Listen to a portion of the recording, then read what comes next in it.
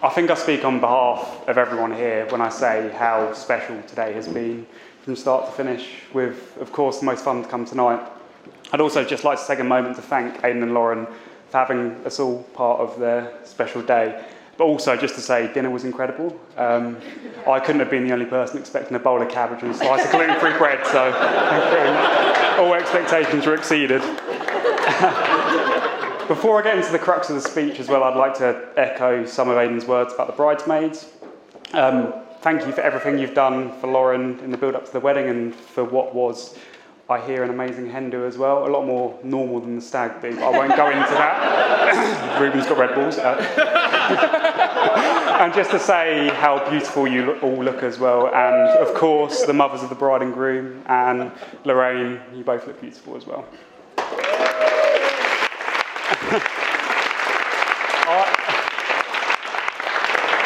I think I know most people in this room, but for those of you that don't know me, my name is Sam, and I have the pleasure of being Aidan's best man. If you'd have said to me 3 years ago I'd be standing here today talking at Aidan's second wedding, I probably would have been in shock. Not at the fact that Lauren had clearly come to her senses, but more that Aidan would want me to speak twice. But strange circumstances aside, it was an absolute honour for Aidan to ask me, and I still remember the words as if it was yesterday. Sam, you're the funniest, most caring, but above all else cheerful friend I could ever ask for. Will you be my best man? Thankfully, the years that have passed, we've remained the best of mates, despite the fact he remains extremely unreasonable when he's drunk. I was, of course, honoured, humbled, but also quite nervous at the prospect of having to condense 15 years of comedy gold into 10 minutes. I say 15 years, but let's be honest, it is more like 29, given the worst years of his life were during the first half, a time where the phrase little shit wouldn't do him justice. God bless you, Paul and Lorraine. We did therefore have to set some boundaries and agree a few areas that I couldn't touch on, which did help narrow it down. After careful consideration and discussion, I promised I wouldn't mention his teenage run-ins with the police, subsequent Canadian visa issues, the time he pissed himself at Glastonbury. I actually think he did that twice, but being the self-proclaimed hardest man in Dunstable and YouTube sensation.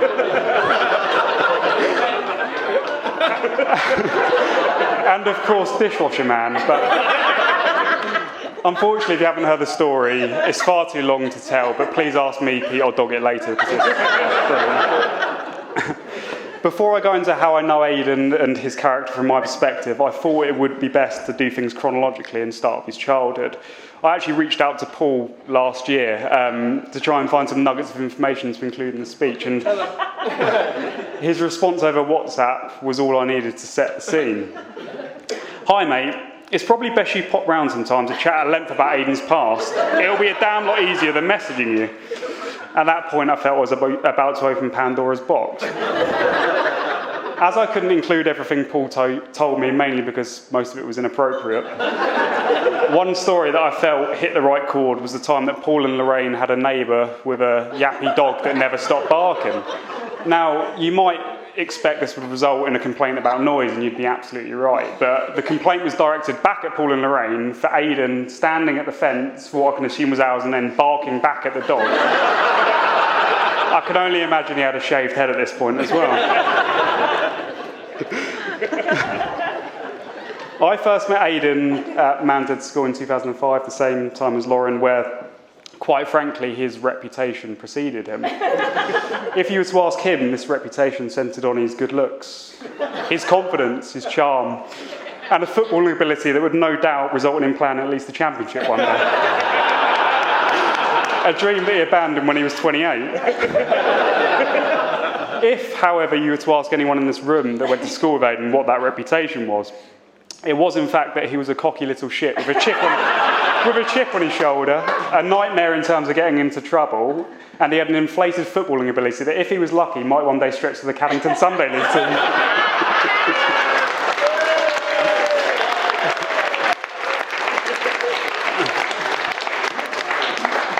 One of the first times I met Aidan were at the AstroTurf in Dunstable.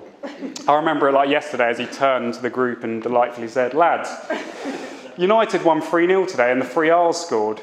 Rooney, Ronaldo and Saha." Puzzled, I politely reminded him that Saha doesn't actually start with an R. And at that point I realised what I was in for, as I was met with a notorious Aidan death stare, a threat I'd start to take with a pinch of salt as our friendship developed. The years between leaving Man's Head and going to college can be seen as a coming of age for Aidan, where there were spouts of maturity but an underlying tone of his troubled past. He often used to visit me at university in Leeds, and on one occasion we both somehow managed to get into a scuffle with what could only be described as the hardest man in Yorkshire. Punches were thrown, but somehow Aidan managed to punch me in the face and knock my front tooth out. It wasn't just you, Witty, don't worry, mate. I think this was when he realised once and for all he wasn't built for the rough life. Annoyingly, though, I wrote that line before he got into a fight with a bunch of 16-year-olds a few weeks ago.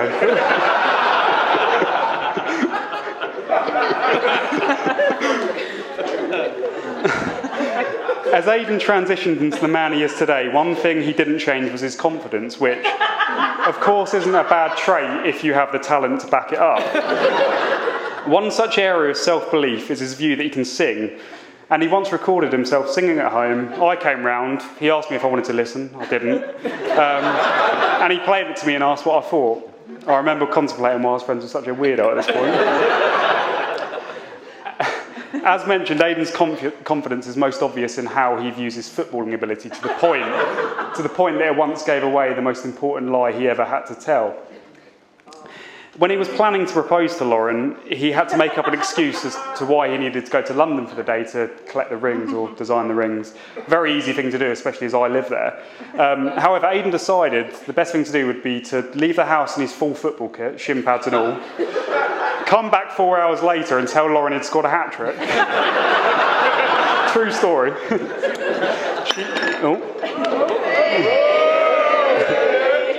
She may love you, mate, but she knows you don't score hat-tricks. I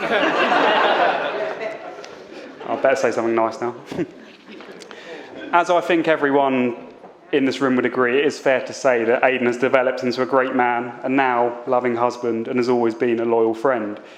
There are a few people I know that are as driven and that work as hard, a trait that existed when he was pouring cocktails and cookies and cream, and a trait that has seen him set up a successful business during the toughest of times. I can speak for everyone in this room when I say we're all extremely proud of what you and Lauren have achieved over the last few years, and I'd like everyone to cheers to that.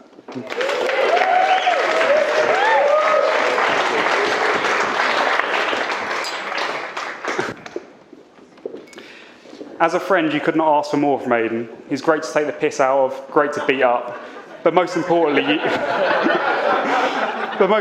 you know he'll always be there for you, and will always give sound advice with his moral compass pointing in the right direction. However, the biggest indicator of Aidan's character has always been his love for Lauren. From the day they started going out, it was obvious how much he adored her and he would do anything for her. And that has not changed, and I'm certain it never will.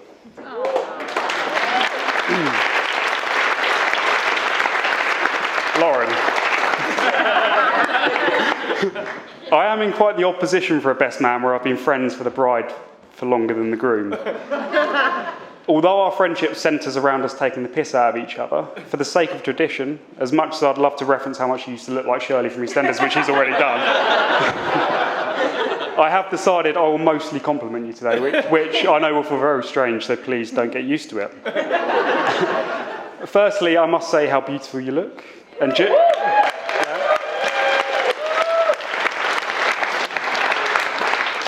And just like when you first met, Aidan is clearly punching well above his weight. As your friend, I can say with complete honesty that you're far too modest in recognising both what you've achieved and what you're capable of, which you have proven over the last few months with your brilliant new job. You're switched on, you're driven, but above all else, you're dependable and thoughtful and empathetic. What's funny about that? It's from the hen. I'm here all night. Which, when combined with Aidan's ability to sell ice to an Eskimo, you will no doubt be the power couple of Caddington. I think we all, as Aidan mentioned, we all often ask ourselves where Aidan would be had he not met you. My view is he'd probably be fighting for money on the streets. His view is he'd be playing in at least the championship. When I talked about Aidan's love for you, knowing you both as I do, I know that it is unconditional in both directions, which is actually very annoying. Because if I ever argue with one of you, the other one jumps in and fights to the death even when you're both wrong, which, let's be honest, is most of the time. Now, I am sorry, moving on from the compliments, but there are two character traits that and I think most people would like you to work on, Laurie, before I close up. Firstly, how much you clearly fancy Aidan, especially when you've had a drink. And secondly, the way you dictate how he dresses, often making him look like a French Ron Burgundy.